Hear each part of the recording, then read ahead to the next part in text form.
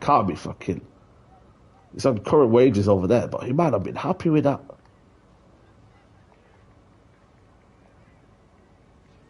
Oh shit!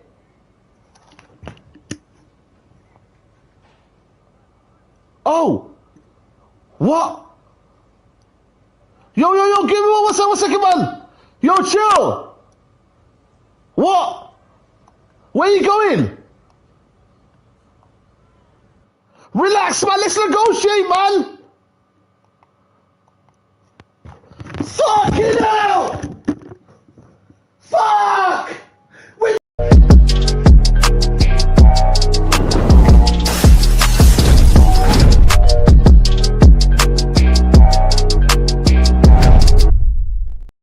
Yes, people, welcome back. We got a little bit of news in United front again, as we always do. I'm going to be by myself today, so I can talk to you, but I'm getting a little gassed.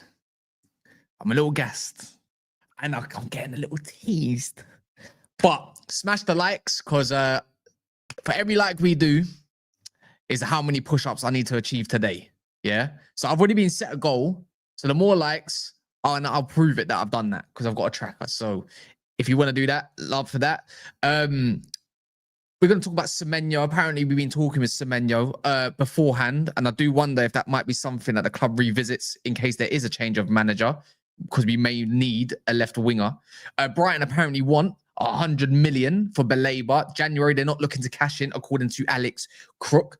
Bellingham is another name under consideration, and I swear on my life, if we go anywhere near that guy, I'm going to lose my shit, right? We'll have an opinion about that, so we'll see. Even after just 1 year, he's not even been there that long. So again, it kind of doesn't make much sense. Martinez set for return. If you don't know, which is take it as you wish. Really, it's just, is he a big boost? Again, we could talk about, you could talk about that realistically as well. He adds a different, you could say he adds a different element to United's game, especially if it is going to be this back three. But could it also mean this is the end? Is he going to get much game time? There's not a lot of plays. Does he even dispossess Shaw and take him up the team? Oh, see, I don't. Even I'm keep asking myself that. So it's just a bit whatever. But smash the likes if you haven't done so yet. And let me put this in the. I nearly changed this to members only. Crazy.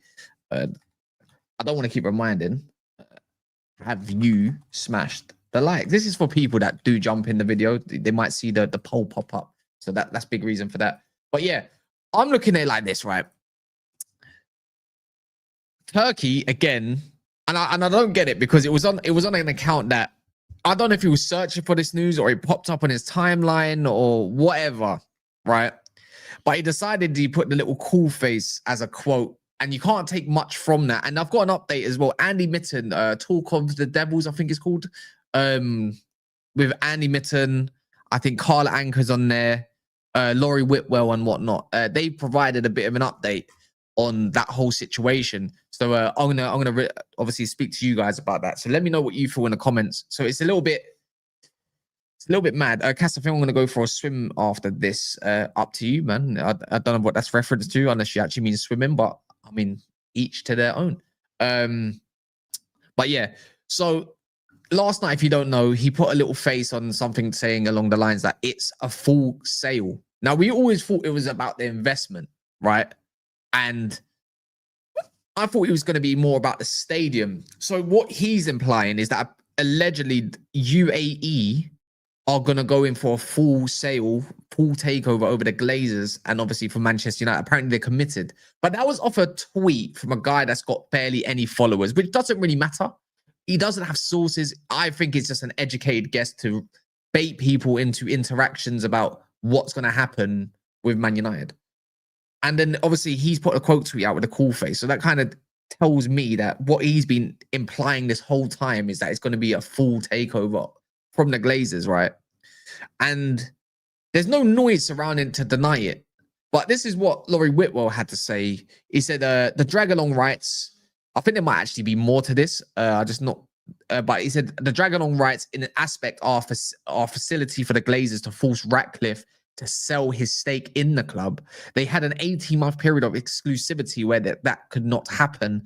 But that has, and that's where it kind of stopped with the update. But the other one was more about what Andy Mitten kind of said along the lines of that. But I'll keep going with it. He says, I don't have any evidence of the investment being true. These are spokespeople for Man United, and I don't think they're going to say anything, which Laurie Whitwell, you will understand in a second. They're not going to say much, are they? Let's be real. Otherwise, you're probably putting this deal in a bit of jeopardy, maybe by, I don't know, riling up the fan base, making unnecessary noise in their minds. That's just my opinion. I don't have any evidence of this being true. This is what Mitten said. I'm a little bit skeptical because I've seen people before say things that doesn't end up being true. They then say, "Whoa, I'm only saying what I've heard," when they realize there's a level of scrutiny to this to back up what they've said. He would apparently be aware of the scrutiny. I would have thought Rio Ferdinand would have been aware when he said the deal was about to go through and Man United were going to get taken over by Qatar. From Man United's perspective, they've absolutely no idea of this, but the Glazers are hardly going to be ringing around journalists, are they? So that's quite true. Why would journalists, the next question would be, why would they ring up journalists trying to inform journalists about this situation, right? And I feel like even with whoever the consortium may be and other buyers, I don't think they would want a crazy amount of noise about this whole deal, because we saw what it done before, where there was, look, we saw the shares in Man United, the PLC going up, down, up, down, up, down. It's just, or the public limited, however it's called, right? We saw that happen a lot. And I think you have to make it known as far as we know. But I just feel like no one truly knows what's going on behind closed doors, especially when it comes to Glazers trying to get their money, and probably UAE trying to make a little bit of noise just to maybe force their hand a little touch extra. I don't know. Laurie Whitwell said, this is what he did say to what the Turkey has been putting all over Twitter. He says, if he's put something out there like that, there's some reason to it. I would say, however, I've got no information to that degree, and United were taken back by it. That being said, the nuance of this is there's a relationship with Ratcliffe and the Glazer family, an unusual construct with them being majority owners and Sergeant running the club in all aspects. How would that be the case? We can get onto the drag along rights soon, but the Glazers could have been talks about their own shares and Ratcliffe wouldn't know. I'm not saying that's happening. I don't have any information. I slid Turkey a DM and asked if he'd like to clarify anything about his statement. He didn't reply, but he did go public. He basically said that I'm not involved, but I've heard suggestion of the extent that back up the first week. It's interesting to see. So I know I said nonce. That's correct. I meant nuance. Mental, but that's a little part. I didn't want to put that in the title because it pretty much came out when I was live on Never a Foul. But again, you know, this information battle of if there is going to be a takeover. I mean, if you're asking me, right? If you're asking me if there's any possibility of me getting giddy and I'm going to go along with this, you're absolutely right. You're absolutely right. Because one can dream. That's all we do all day, right? We dream. So that's a little bit on that front. I keep forgetting, right? I need to start updating timestamps because no, I don't have the luxury of someone doing it for me in the chat or watching the whole stream to let me know what that might be. All right, let me just do that anyways. But yeah, smash the likes. Cass, you're thinking too far ahead to talk about wanting to talk about. Oh God, oh my word. I mean, I'm not gonna say what happened, but if you haven't seen what's happened in the news recently with this is that's a bit mad. That is a bit mad, and he's pleaded guilty. So yeah, I don't know what you would make out of that. There's always something in it. This thing needs to hurry up. What's this? Michael Oliver will be the ref on Sunday. The one who got the lower red card 2 years ago. I'm not trying to think about what happened 2 years ago, but I'll be honest. Oliver's not the guy I'd be looking towards to be reffing a game for us. I think he's a prick. United are a publicly traded company. There's regulations surrounding a takeover. United insiders have said there's no bid, which wouldn't be legal. Big up, what you saying, Booze, man? I see your video the other day on your TikTok. It's jokes. What else is there? What else are you lot saying? It's this guy here. I don't know what to make of this guy, but he just looks like a fraud. I can't be the only one that looks at this dude and think you've tried this before. What? No one knows what your net worth is. No one knows anything really about this dude. Is he actually a billionaire, or is he just a guy that's a beg friend that's just trying to get in a piece of the pie of United because he just knows what he can do for his funds, for himself? I don't know, man. I'm not stressed. Shake just seems soon land. Boy, there's only so much we can really go off of, isn't it? But moving on swiftly. Glazers wanted close to 10 billion first. I think that was false. What happened to Xerxes? I don't know, right? I'm not too sure. Has anyone got an update for me about Xerxes? Because I saw it in the Talk of the Devils thing, they were chanting Xerxes' name. Did something happen? Because I've seen that he's been linked to Roma. Roma looking to come and get him in January, maybe on loan or something along them lines. Everyone's right behind Joshua Xerxes. I mean, why Joshua Xerxes? What happened to Joshua Xerxes?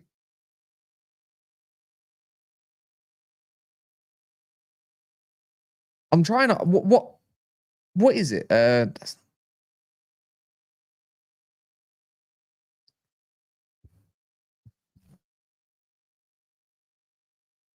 don't know.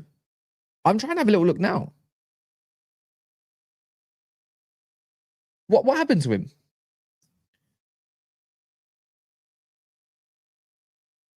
No idea.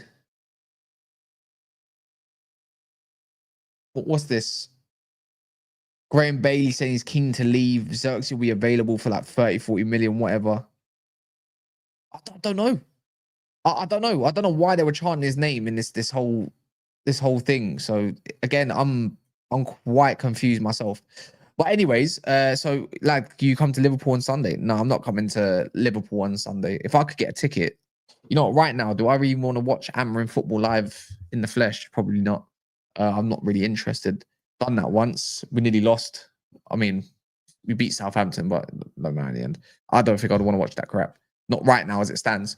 But Baleba people. See, there's contrasting reports about this whole Baleba stuff, and it could, again, it's come from what's it called, Alex Crook, and I don't know. You know what? His story surrounding Baleba hasn't exactly been denied, or it's not exactly been rubbish, because Ben Jacobs is holding his dick, right? And I think he's an arse journalist, to be fair, all in all. I think he's pretty shit, but he's not the only one that's been murmuring about Baleba in January. I think we've been on this channel quite a few times in the past week talking about Baleba and his transfer in January. But if he's saying that they're not looking to cash in on him in January, and I believe that. And there's always, and if you're gonna go buy someone in January, you got to be prepared to pay that premium. If we're being honest with one another. But I know many of you are saying, as it stands, that guy is not even worth nowhere near to 100 million.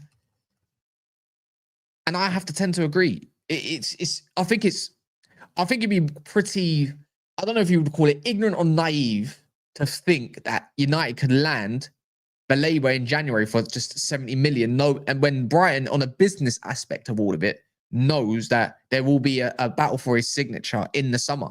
I think it'd be stupid. So the only way you're going to prize him out of there is going to be a premium fee, and that might be that 100 million, because they probably think on their end of things, if we don't get 100 million from Man United this January, then we're probably going to go and get 100 million from a club in the summer. That's you just got to think like them. I don't think he's right now, if you're looking at performances, I don't think he's worth anywhere near that. I mean, do I think he's been, just because he's had a few bad performances, do I necessarily believe that he's not worth a big heap of money, like 70, 75 million? I think he is worth that in today's market for central midfielders, right? So the possibility of even Kobbie leaving in January on loan, it kind of makes you wonder if there is room for a central midfielder. And I think United would be looking at options, but the opportunities that come around of what we want in January might be nothing short of a loan for somebody else that maybe is not getting the game time somewhere in whichever part of the world of football that they're playing. And so I feel like this Baleba stuff, it could be rumors. It could just be rumors and rubbish and not factual. They're even saying that Baleba's not pushing for the move either behind doors. It's just all subjective to people's opinions, which again could be true again, because Baleba is on a little bit of my, like, in terms of footballers' wages, he's on low wages, right? He's gonna want more. Brian could probably give him more and give him a release clause or something along them lines, and he can go happy willy-nilly like Cunha did last year, or what Semenyo is doing potentially this year, which we'll talk about a little bit later. I don't at this moment in time, I'm kind of doubting United have the ambition to push this from further from this season from January. Just because if we go off of last January, we were just snooping around 20 odd million just to go get Dorgu. So what's the difference between this season? Unless they're looking at Casemiro and Bruno funds, if Bruno is to leave, and say, well, this is going to happen, the club's going to save that much. Should be going from now. Would it be worth it? I think he's worth it. But the question is I don't know if I believe in Ineos to go and do what we need in January, just so we can go and get a decent finish for any it don't matter if it's Amorim or Glazer or Areola. Even whichever manager comes in the club is going to need someone that can drive that midfield. So it's a big issue. And it's going to be down to someone to find that balance, but you're going to have to go and buy someone that's of that quality, or use someone which we've got in our ranks already, which is not going to get a chance. They're not going to get a chance. But yeah, the Baleba stuff is, I don't know. I'm trying, even as I talk, I'm trying to convince myself about the pros and cons of what may not happen.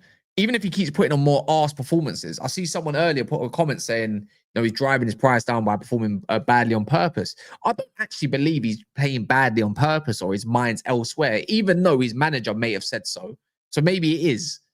But I just don't think a footballer, a professional, should be trying to drive down his price because then you're going to get doubters, right, of these top clubs that might want to come in for you. It's like, oh, you might not be as good as we first thought. You know, I don't know.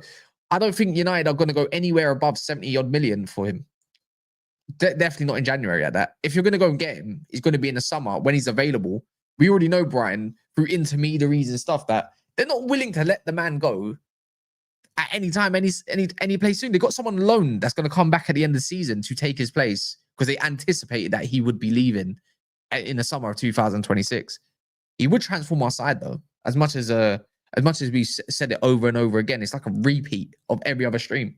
He always saying, I don't know why it's done the whole thing again. Like your usernames has changed it. YouTube, right? Baleba is not coming to the club at that price. Casemiro and Bruno leaves next summer, and you want to bring in a kid with Baleba's mentality, allow that.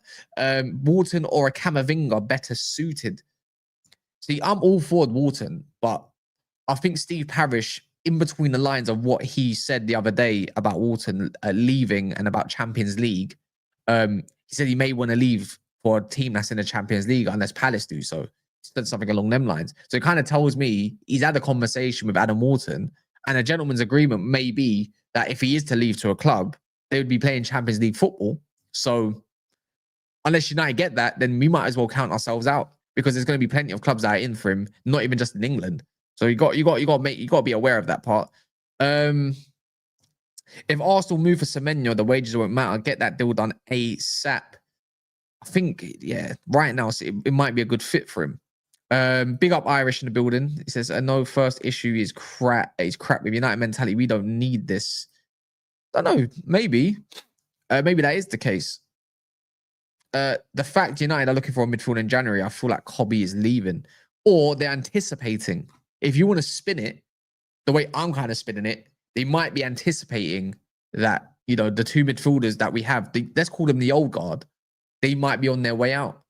And they want to anticipate by getting someone now, because 6 months, what is that, right? You're not like you're bloating out the squad. You're just trying to bring in an option, because two options are potentially. One option is definitely leaving. The other one, there's a lot of rumors around his name. You can't bring a kid to partner with Baleba. It doesn't help the mentality. I don't think Mainoo will leave. See, I was going to, you know what?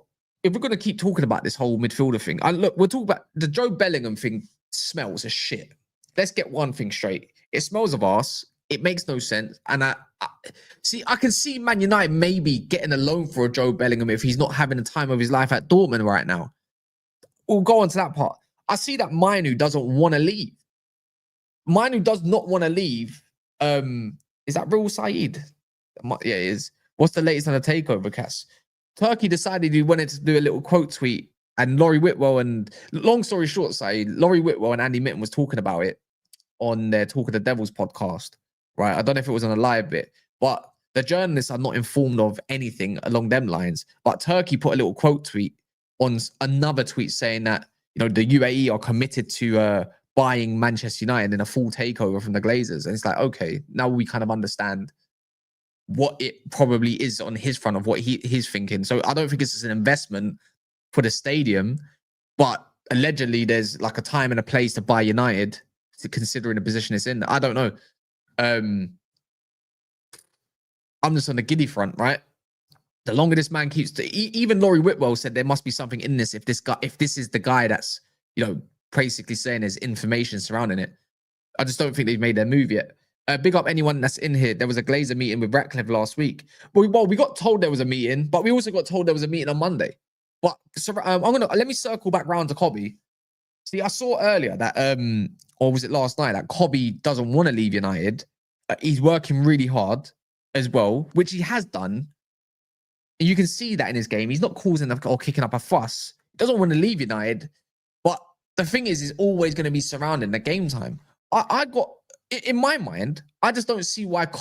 If you're not going to use Kobbie, then you might as well just loan him out, or just get rid of the manager and build around that way, because I think Kobbie's that good, right? And his potential is that high. The guy's what, 19? I think he's 19 or something stupid like that, or coming up to 20 next year. I don't know, right? I think he's 20 years of age. And then we had too many conversations about the future of Kobbie, what's going to happen. But realistically, there has to be a plan from the manager, even if there is one game a week. And if you're telling a kid that, yeah, you're competing with Bruno Fernandes, the captain of this club, the one that fans adore, where are you going to fit him into? You can't exactly play Bruno and then Kobbie Mainoo in the midfield, because it's you probably can, because he can play more of an 8, but it's so imbalanced. But you got to give this guy time to develop and a position. And rightfully so. I believe he's fuming, and rightfully so, like he did in at the end of the transfer window, wanting a move, not a permanent one, but a loan. So I don't know if Napoli, but it's been told that there's clubs from Italy, there's clubs from France, Spain, pretty much the top 5 leagues calling for his name if there is a loan possible for him. And that's just going to turn his head even more. So when you look at all of this, in my mind, I feel like Kobbie is in a place where he believes he's going to outlast this manager. And you don't blame him, because a lot of us fans feel like he's going to outlast this manager as it stands at this point, right? But if it doesn't, if that's not the case, and you know, Amorim's still getting the time that he probably doesn't deserve, you know, I just don't see why you don't sanction a move for him to go on loan. And you know what? Use somebody else then. Because if there is an injury to one of these, then surely, I don't know who that is, surely you just get a recall back. No? If you're talking about getting a brand new midfielder in January, it's like, well, you've got Kobbie right there. Why don't you use what you've got at home? Sekou Kone's just come back from an injury and he's going to go play with the under-20. Why don't you go use him? I don't understand why. If this is a season of transition, why don't you try and build relationships? You know, don't stop swapping Ahmad for Dalot. Let him build a relationship with Mbumo then. If you're going to have a partnership, stop changing it all the time. If you're going to have a back 3, stop changing it all the time. But that's my biggest issue with, as it stands, with what's his name? I'll get rid of that. With Amorim's whole approach with this whole Kobbie Mainoo thing and players trying to give everyone his whole excuse. I'm trying to give everyone time. But the way I look at it is, if Mainoo's a future, surely you partner with someone and say, that's my future, and this is the angle I'm gonna go with. Look at Jordan Henderson for Liverpool, and I hate having to use him as reference, but he was still the captain, but he was still on the bench. You know, you got Mason Mount right there. I wouldn't say he's got an amazing future at Man United. I mean, if you want to get Kobbie some minutes, look at Bruno's assets and think like, you know what, he's probably more suited in a 10 if I need him there. And play Kobbie with Casemiro or something, because you've got to look towards the future. You can't just, it's not exactly a write-off if you're playing Kobbie next to Casemiro. It boggles my mind. It really does. You've got food at home, but even if you got Baleba, that doesn't do anything for Kobbie. You'd want to partner Baleba and Kobbie together, but he's not going to do that, is he? So he's going to create more unsettled, like he's going to unsettle another player, because if Baleba comes in, then I'm pretty sure that Casemiro probably goes out of the team and he's going to use him as the 8. But that does not look like that's the case at this moment of time. Big up Adam, man. What are you telling me, man? Name player who is playing well in this dead formation. Even Dorgu would better left back than left wing back. 4-3-3 makes so much more sense. You know what is, it says Azreg on here, right? Because I can see people's ads. My biggest issue that I'm trying to take away from all of this is it's not even a formation all the time, because you see different formations within the game. My thing is more instruction. You know, 3-4-3 can work. I've seen 4-4-2 in the game work. I've seen all different formations work. Like about 4 different formations happen in the game, where you're out possession, in possession, in a certain place in the pitch. My thing is just instruction. And obviously personnel, where you select personnel. So it could come down to that 3-4-3 is hindering. You're putting too many defenders on the pitch more than attackers or midfielders. But I just look at this thinking it's always going to come down to what roles are you trying to provide for these different players? And are you going to have a select 11? What is your best 11? And I'm still trying to work that out right now. What Amorim, in his mind, what is his best 11 that he feels he can trust to get us over the line? We'll see this Sunday. But we know one thing with Amorim. The same 11 that played against Sunderland is probably not going to be the same 11 at Anfield. Somehow Maguire comes in for Delict. Somehow Dalot gets another start. Shit like that. It's stuff like that. Mount, even though he started, might not start. He might think Cunha's more suited to this game. So I think right now this system or instruction is only suited to, again, probably a few players. I don't think no one suits this. I think Lenny Yoro's definitely grown. I think he's, do you know what I mean? Like, as a player, but I feel like he can grow so much more. You know, if he didn't have to go out wide so much, it's good training, don't get me wrong, but the licked in the back three, don't think that's his best suited kind of way of playing. I think he's better in the back four. Yoro's better in the back four. I think Dorgu, Shaw shouldn't even be in the team, but if you're going to play more of a wing back, left back, I think he'd be better as a left back. Same with Dorgu, same with Mazarawi, same with Delo. Ahmad will probably be better in one of the attacking positions where he doesn't have to get all the way back all the time to utilize his skill sets. It is more suited to a free midfield kind of team. So I don't know, man. But with this whole Joe Bellingham thing, right? Do you not believe it? I don't believe it. I don't want to believe it. Let's put that out there. I don't want to believe it. But then I'm looking at this. I'm coming back to this, right? Semenyo has been on the radar apparently for Man United, and we were in talks with him allegedly, right? I don't believe that United will go out there. If United go out there and believe that we can go get another attacker and to get another attacker before midfielder, I might lose my shit again. And I hate doing that. I want to stay like more composed. One thing that United do is just raise my blood pressure way too much. And the last thing I'm going to see is Semenyo with a release clause of around 70. Well, I'm going to think it's going to be about 75, 80 million. That's what I think. And you know what? If there is a new manager, there might be room for a left winger. You can utilize Cunha there. You might be able to utilize other players there. But the last thing this club needs is more daft responses saying we're going to go get this position before the gaping hole that's in the middle of this park. I do believe it's more PR.